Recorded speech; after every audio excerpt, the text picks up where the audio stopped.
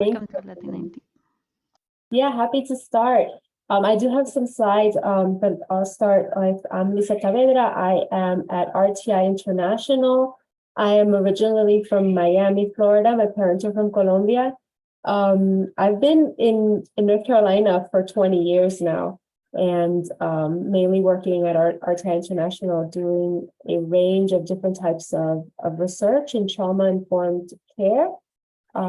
I do a lot of work as well as a language methodologist. I work a lot in helping researchers and providers make research materials, protocols, intervention materials accessible to individuals who don't speak or who their primary language isn't English, mainly in Spanish, but I've also worked with individuals that help me translate to Creole and Portuguese. And so really increasing our access. And that's largely how I became interested in telehealth. And I'm going to share some of that today. So if that's okay with everyone, I'll start sharing now. I hope the speed is okay. I am known for speaking fast, so I'm going to try my best to slow down. So my focus is going to be on telehealth and increasing the reach for mental health services in North Carolina. Here's my team. I have to give them a nice special shout out. On the left, you'll see my RTI team, and on the right, we could not have done this work without our amazing partners of El Futuro. These are the main individuals who helped us in this process, and that we learned so much from, and that we continue to grow our telehealth for mental health services with them, and of course our the clinicians, the providers, the staff, and the patients.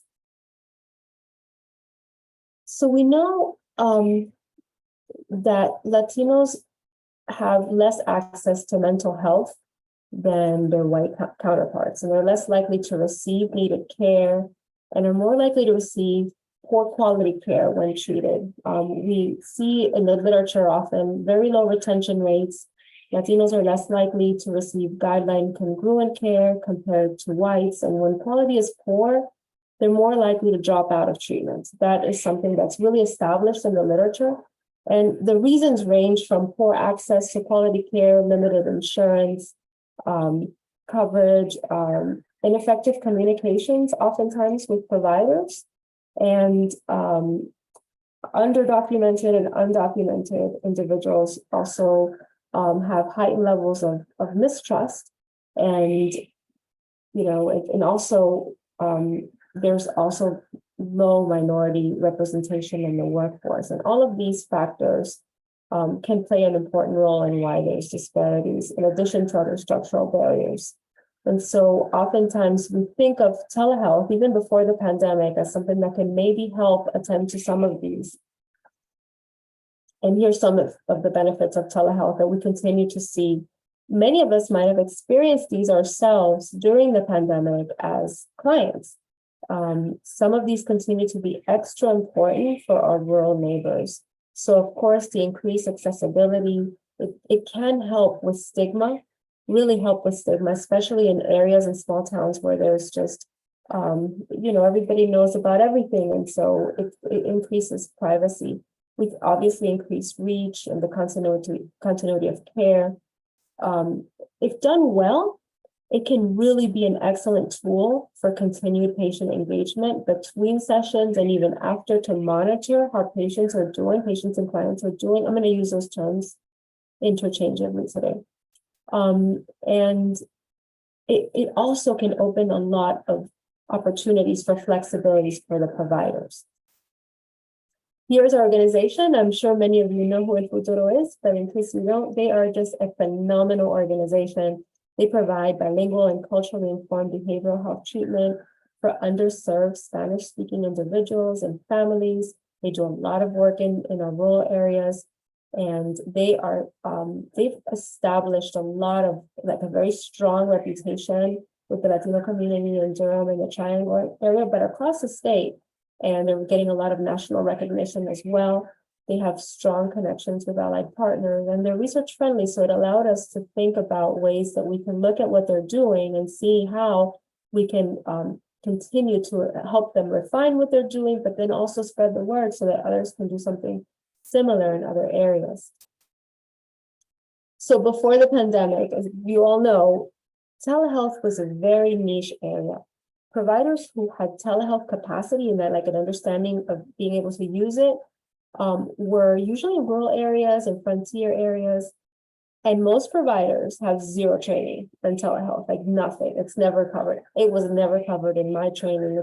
It's rare that it's covered.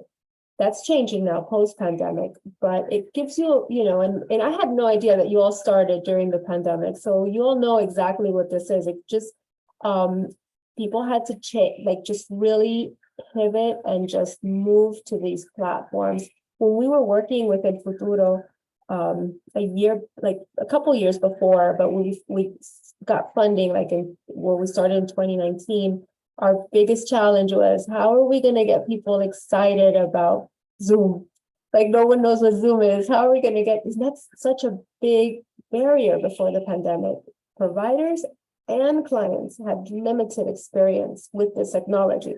That has changed tremendously. So that big barrier is no longer there. It's still a challenge for some individuals, but for the most part, nationwide, worldwide, people are more comfortable with these platforms. The second big one, so the providers in the room can understand this as well, reimbursement was such a challenge. It was so hard to get the same amount as an in-person visit. It was very challenging. Now that has changed a lot with the emergency reimbursement flexibilities. It's just much easier now. And so thinking about our transition from what telehealth was through the pandemic, here's some information about, our study. I'm going to go quickly because I think I'm running out of time, but not too quickly. Just to show you a glimpse. You're not running out of time. You're fine. You're good. Thank you so much.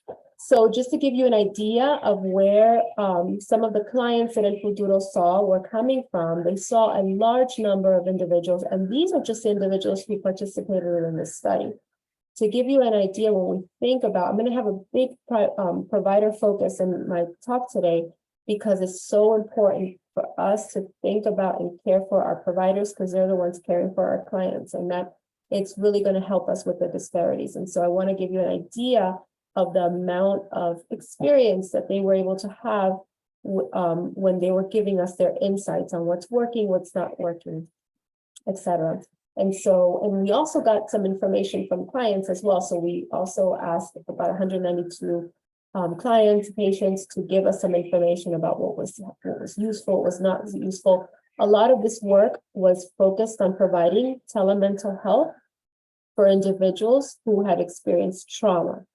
Not every, and this I could come back and talk about, trauma informed, so I won't spend as much time, but not everybody who experiences trauma develops PTSD. They oftentimes can develop other things and have other challenges. And some people don't develop any mental health issues, and many individuals are very, very resilient. And so to give you an idea, these are the individuals who we spoke with and got information from. And so for the most part, there were the people who presented to El Futuro. We had, the majority did have experienced post-traumatic stress disorder, but many also experienced depression and anxiety. And this is in the middle of the pandemic. So sometimes there were so many things going on. And we saw that, about 50% of the individuals reported that they were improved.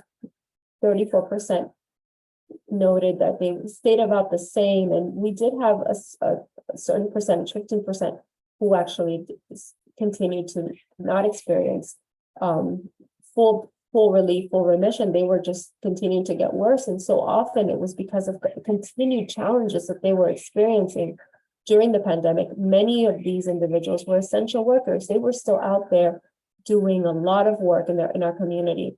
And El Futuro was able to continue to offer them services. But for the most part, we did see a lot of really good benefits. Here's the conceptual model that helps us guide our telehealth work. We wanted to show this interconnection of each of these components. So teletherapy should be client-centered. The clinician should exhibit cultural competencies and cultural responsivity while being client-centered and managing the technological and the clinical competencies. It's a lot. There's a bigger burden on the providers for telehealth than there is in face-to-face. And again, you're talking about providers who have very limited training in telehealth, and that luckily is changing. When we did the model, we thought of like, it looks like you're juggling, and that's actually what they're doing. They're juggling so many different things. And so in terms of where are we now, I think it's very important for us to think about provider voices and provider perspectives. And what we're hearing from them is that not all individuals are amenable to receiving treatment via telehealth. And some patients are reluctant to use the video conferencing platform since it doesn't provide that sense of privacy of the clinician's office. So there's still some work there that needs to be done. This is especially true for older adults who might not feel as comfortable with the technology, and as I mentioned before, undocumented individuals who are concerned about the confidentiality of the session and the information that's being shared. There's also the technical factors.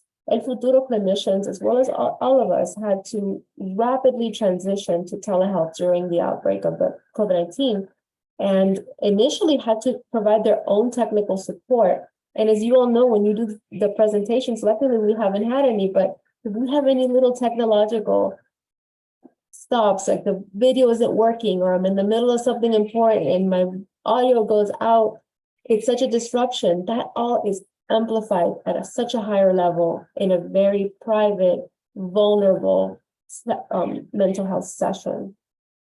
So, clinicians then, as we continue to transition, administrative staff and ideally a telehealth coordinator is so important because they can provide that technological support to ensure providers have a smooth session.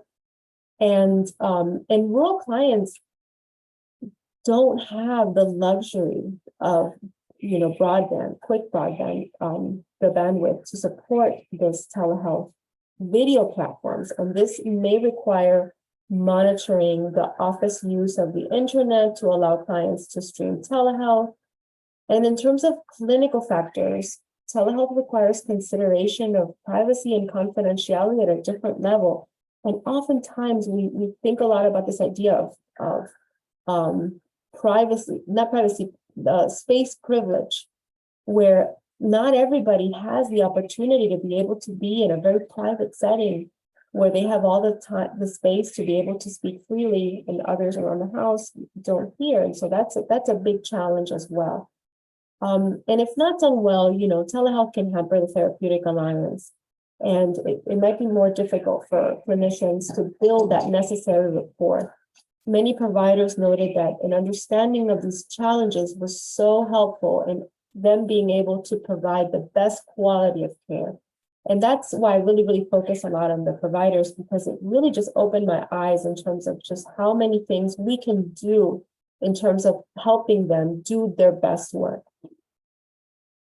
And so I'm going to continue talking about provider care. Telehealth provides a lot of benefits. But as I mentioned, it provides unique challenges to providers and provider wellness. And burnout and vicarious trauma are two significant concerns that can impact the well-being of mental health professionals in telehealth settings, especially, as I mentioned before, we're still in a mental health crisis, and there's a lot of need to ensure that our workforce is doing well and things that we can do to help them. But there are strategies and practices that can promote wellness and mitigate many of these concerns. So I'm going to just mention a few. Watch out for burnout. Burnout is this, a state of psychological, mental, or physical exhaustion. It's often seen with a lot of irritability. It can be caused by prolonged or excessive work-related stress. And it's hard for providers, especially working in this area of trauma-informed care, to be hearing these very difficult stories and helping clients get through very challenging situations that many times have to do with structural challenges that you have limited control in what you can do so often when providing mental health services. And so it's daunting on the providers as well. So self-care, regular breaks, peer support and supervision, where they help each other and seek support from each other to talk about and process these experiences and challenges and give each other guidance is so helpful. Look out for vicarious trauma. Vicarious trauma is so real, especially when working not only in mental health settings. I think that we need to think a lot more about vicarious trauma and many, many different types of frontline providers who just see so much every day. And so to mitigate a lot of this, it's important that we try to promote well-being. And some of these strategies have been found to be useful, increase self-awareness, boundaries and self-protection, to establish professional boundaries is very important, especially in telehealth, because oftentimes increased access could mean it's easier to just take on more clients and to have less breaks and to have less time for reflection. Continued trauma-informed training and support is going to be very important as well.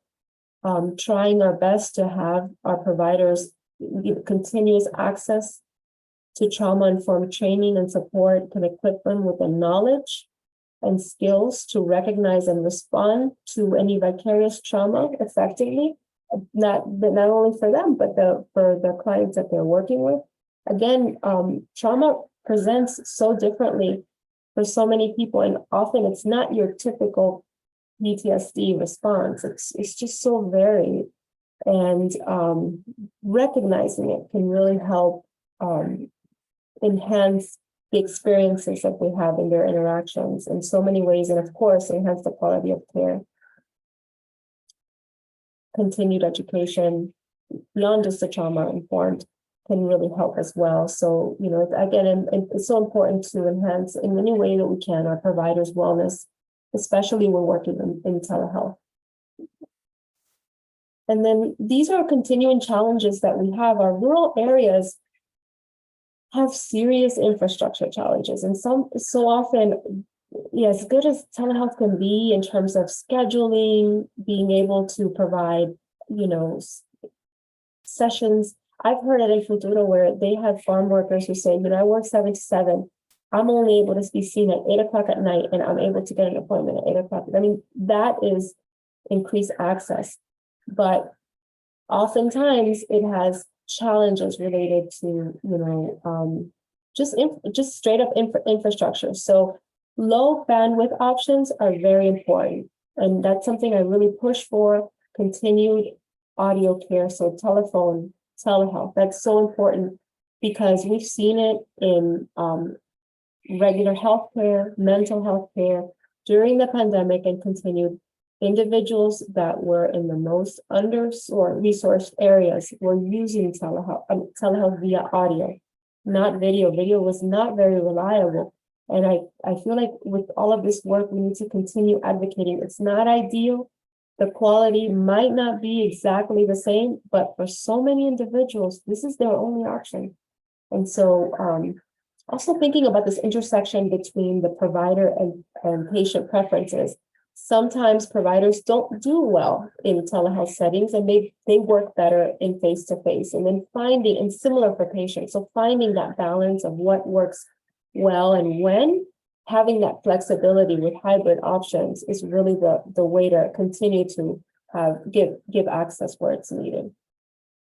Again, that's what I'm going to continue doing in terms of what's next, continue to advocate, continue to refine our approaches, so that we can really make our reach, you know, impactful and with quality. And that's it. That's what I went really